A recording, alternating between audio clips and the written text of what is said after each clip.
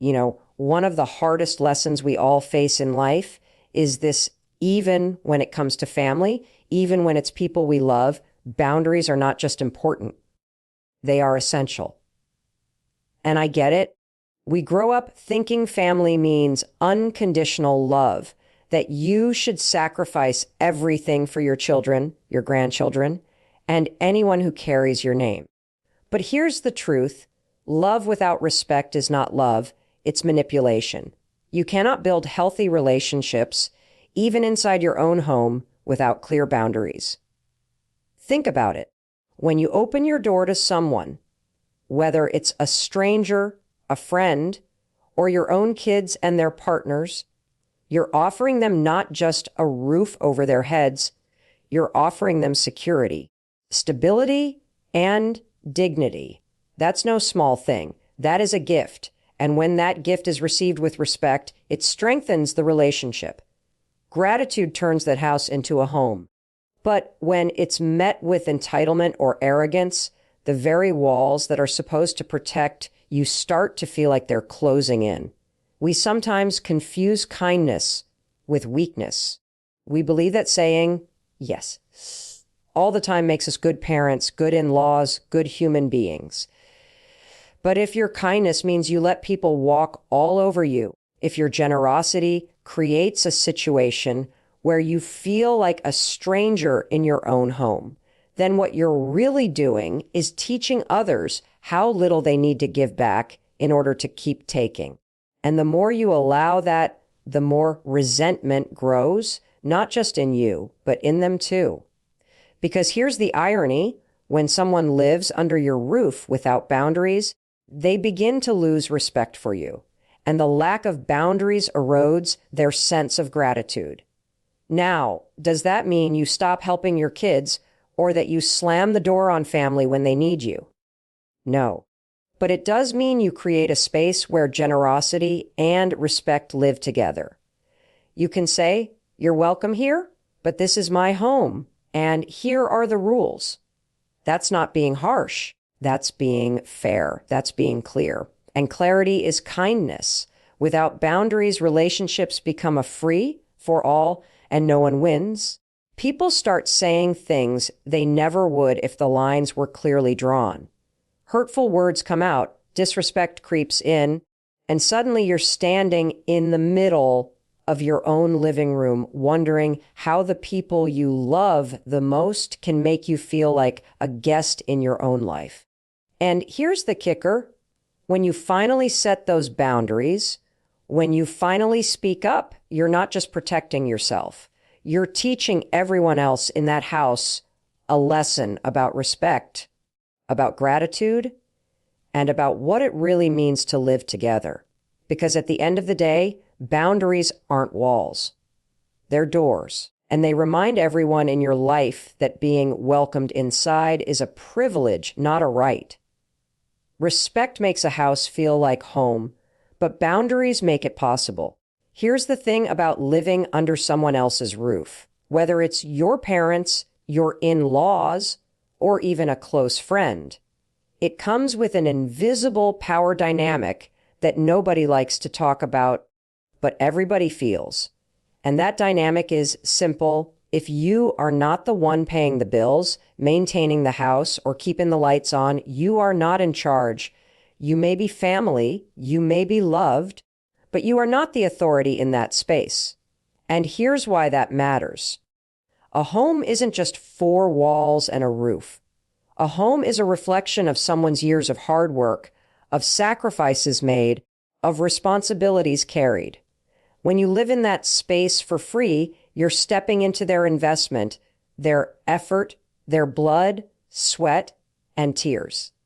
That's not just a couch you're sitting on. That's someone's life poured into making sure that couch is even there. So the moment you forget that, the moment you act as though that home is owed to you, you've tipped the balance. You've crossed a line. I want you to really think about this. Respect is the rent you pay when you live in somebody else's space. Even if they tell you, don't worry about money, don't worry about rent, Just stay as long as you need. The payment they are asking for is not in dollars, it's in attitude. It's in gratitude. It's in the way you contribute to the energy of that house. Are you cleaning up after yourself? Are you showing appreciation? Are you living in a way that makes the person opening their doors feel glad they said yes? Or are you making them regret their generosity? Because here's what happens when that respect isn't there. Resentment starts to build. And resentment is poison. It poisons the host because they feel unappreciated. And it poisons the guest because deep down, they know they're crossing boundaries, but they don't want to admit it. That's why things escalate. That's why small arguments turn into explosive fights. That's why a simple act of kindness can end with somebody screaming, "If you don't like it, leave." It's not really about the words. It's about the imbalance that was there all along. And here's what most people miss: power dynamics aren't bad. They're natural. Every environment has them. But what makes or breaks a relationship is whether you respect them. You don't have to tiptoe around or feel like you're walking on eggshells. You just have to recognize that when you live under someone else's roof, you honor the fact that it's their roof. You don't try to dominate the space. You don't try to rewrite the rules. You don't forget whose house it is. Because the truth is, when people live together without acknowledging that balance, it's like building a house on sand. It might stand for a little while, but eventually it's going to collapse. And when it collapses, it doesn't just take down walls, it takes down relationships. So if you ever find yourself living in someone else's home, remember this: you don't just move into their space, you move into their trust. And trust, once broken, is almost impossible to rebuild. Respecting the roof over your head is the first step to keeping the love under it alive. You know what really cracks open the truth in family dynamics? It's this fine line between gratitude and entitlement. And it shows up the moment someone starts acting like what they've been given is owed to them. See, gratitude breathes life into relationships. Entitlement suffocates them. Gratitude says, "Thank you for opening your home. Thank you for your kindness. I'll do my best to honor it." Entitlement says, "This is mine now, and I get to do whatever I want with it." And those two attitudes, they create completely different realities under the same roof. When you're grateful, you look around and you notice the little things, the meals, the space, the comfort of not worrying about rent for a while. Gratitude makes you kinder, softer, more mindful. It makes you pick up after yourself without being asked. It makes you say, "Let me help," instead of waiting for someone else to step in. Gratitude keeps harmony alive. But when entitlement walks in, everything shifts. Suddenly, the person who opened the door to you starts to feel invisible. Their effort goes unnoticed. Their sacrifices get taken for granted. And entitlement never stops at just ignoring gratitude. It demands more. It makes people believe they're owed things they didn't earn. It turns someone's generosity into an expectation, and when expectations aren't met, anger comes boiling out. That's why entitlement is so dangerous. It's not just rude, it's corrosive. It eats away at respect until there's nothing left. Now, let's get real for a second. Every single one of us has felt entitled at some point. Maybe it's with family, maybe it's at work, maybe it's in a friendship. It sneaks in without us realizing it, and it shows up in small ways: not saying thank you, assuming someone will pick up the slack, brushing off the sacrifices other people are making. And if you don't check yourself, that little spark of entitlement can burn down a whole relationship. The antidote is simple: choose gratitude every single day. And I don't mean just saying thank you out loud. I mean living thank you. Gratitude is an action. It's how you show up, how you contribute, how you carry yourself in someone else's space. When you live with gratitude, you're not just accepting kindness, you're honoring it. And when you honor it, you strengthen the bond with the people around you instead of weakening it. Because here's the truth: a family can survive hardship, it can survive disagreements, it can survive stress, but it cannot survive a lack of respect. Gratitude builds respect. Entitlement destroys it. And if you want peace, if you want love to actually last under the same roof, you've got to stop expecting and start appreciating. Gratitude turns a house into a home. Entitlement burns it to the ground. Here's the thing about respect and boundaries: they don't mean much if you're too afraid to speak up for yourself. And let's be honest, most of us are. We'd rather bite our tongue, keep the peace, and swallow the hurt than risk a confrontation with the people we love. But here's the problem with that: silence doesn't keep the peace, it just builds pressure. It's like shaking a soda can. You can keep the lid on as tight as you want, but eventually it's going to explode. When someone says something disrespectful to you in your own home, or when their actions cross a line, you feel it. You feel it in your chest, you feel it in your gut, and you replay it over and over in your head at night. That's your body telling you the boundary has been crossed. But if you don't say anything, you're teaching that person that their behavior is okay. And once you teach someone that, they're going to keep doing it.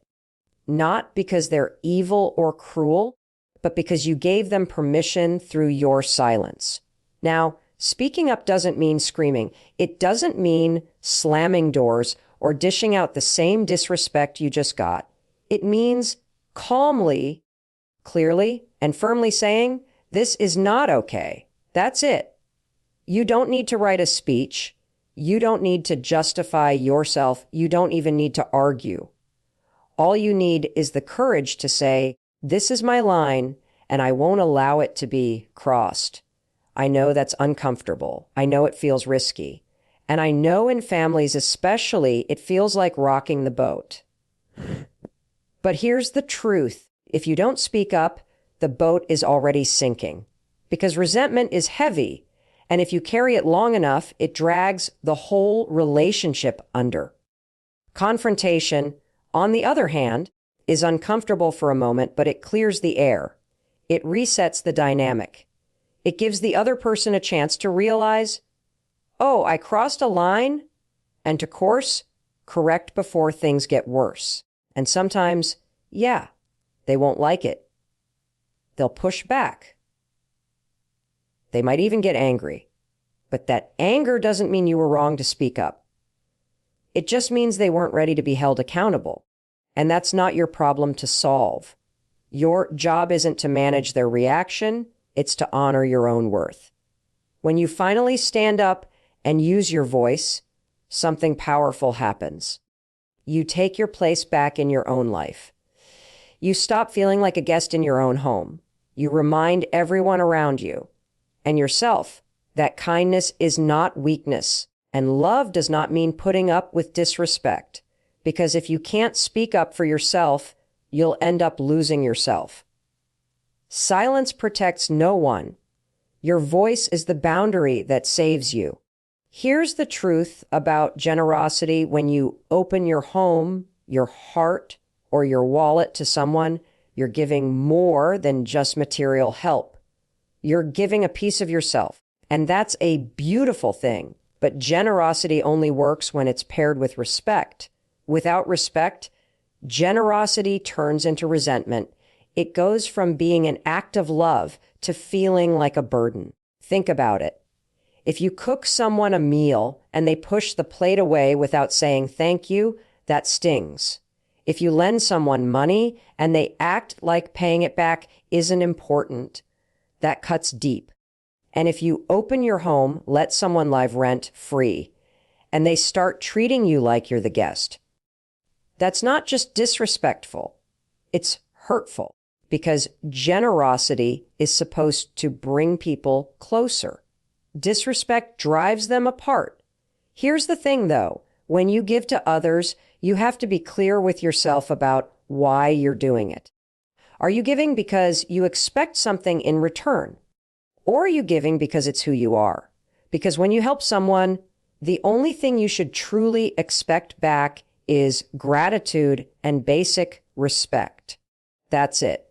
The moment you start believing your generosity gives you control or that you're owed loyalty in exchange, that's when it gets messy. And on the flip side, the moment someone starts believing your generosity is endless, that it doesn't deserve acknowledgement, that's when it gets toxic. Generosity without respect is like pouring water into a bucket with holes. No matter how much you give, it will never feel like enough. You'll just keep pouring and pouring until you're drained. That's why this balance matters so much, because generosity should uplift you, not deplete you. It should make you feel proud, not bitter. And here's a lesson most of us learn the hard way. Sometimes the people you do the most for are the ones who end up appreciating it the least. That doesn't mean you stop being generous. It means you start being smart about who earns that generosity. Respect is the price of admission. If someone can't show you gratitude, if they can't treat you with dignity in return, they don't deserve a front row seat in your life. Now, imagine if every act of generosity in a family was met with respect. If every meal cooked was met with a thank you. If every open door was treated like a privilege, not a right. That's how families thrive. That's how love grows deeper.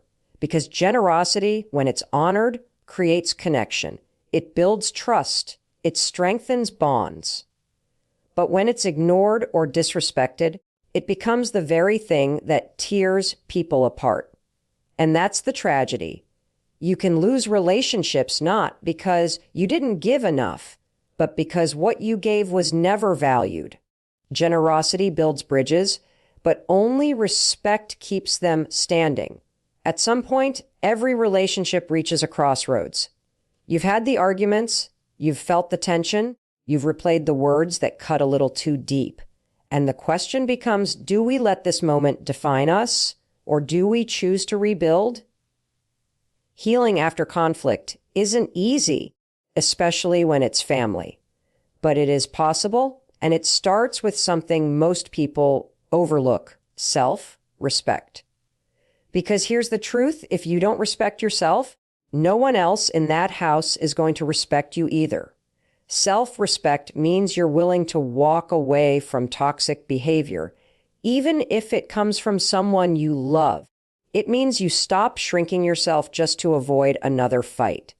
It means you draw the line, not because you want to push people out, but because you want to protect your peace. But healing isn't just about protecting yourself. It's also about leaving the door open for understanding. When the dust settles, when emotions cool, that's the time to ask, what can we learn from this? How do we move forward? Sometimes it means sitting down for an honest conversation. Sometimes it means taking space to let wounds close. And sometimes it means accepting that love is still there, but the relationship has to look different if it's going to survive. Now let's get real. There are moments when you can do everything right and it still doesn't fix things. You can be generous, respectful, clear with your boundaries. And yet, some people will refuse to change. That's when you have to make one of the hardest choices of all. Do I keep sacrificing my peace just to keep them close? Or do I let go in order to breathe again? That's not giving up. That's choosing yourself. That's choosing to stop pouring into a cup that's never going to fill. And here's the beautiful part: when you step back, when you reclaim your peace, you create the space for real healing to begin. Sometimes people don't realize what they had until it's gone. Sometimes the distance is what makes them finally understand your worth.